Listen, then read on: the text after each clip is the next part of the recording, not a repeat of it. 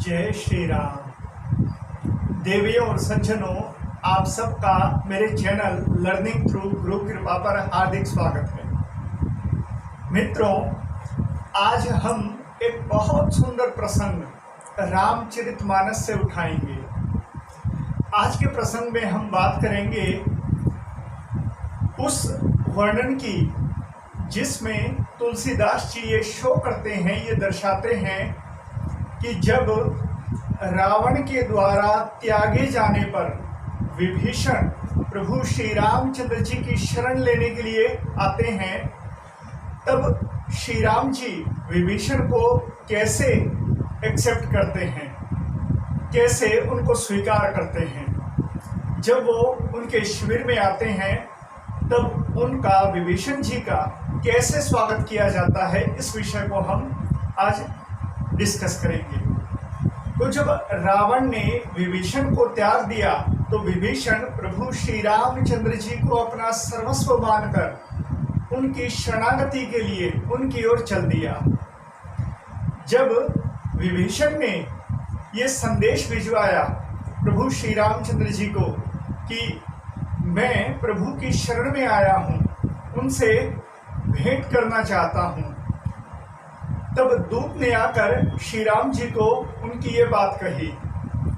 तब श्री राम जी ने अपनी उस सभा में जो उनके प्रियजन थे, जैसे सुग्रीव जी, जैसे हनुमान जी, उन सब के साथ बैठे हुए श्री राम जी ने प्रश्न किया कि विभीषण का हमें क्या करना चाहिए, क्या उसे स्वीकार करना चाहिए या अस्वीकार कर दें।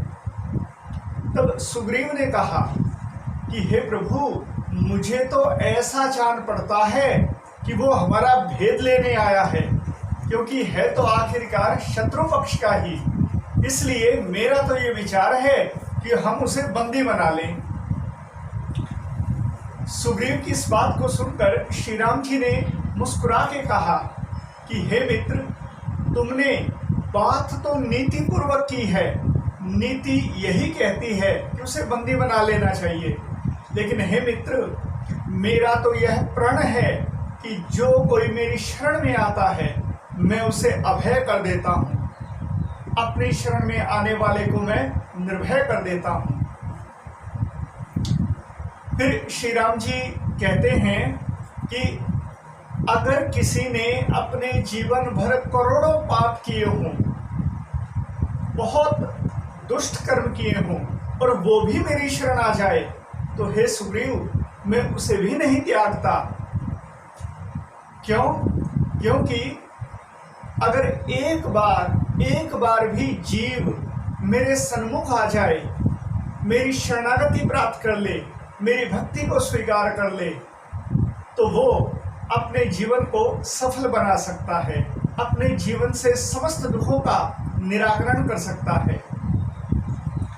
श्री राम जी कहते हैं कि हे सुग्रीव, मुझे प्राप्त करने के लिए एक ही उपाय है। क्या? कि निर्मल मन जन सो मोहि पावा, मोहि कपट छल छिद्र निभावा।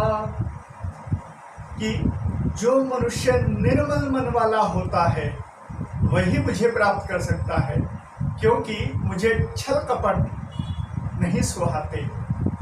इसलिए हे सुग्रीव, तुम निश्चिंत हो जाओ और विभीषण को आने दो। यदि उसके मन में छल कपट हुआ तो वो यहाँ टिक ही नहीं पाएगा। तो इस प्रकार सुग्रीव ने जब श्री रामचंद्र जी की उस उदारता को पहचाना तो सुग्रीव ने प्रभु के चरणों में नमन किया, नतमस्तक हो गया।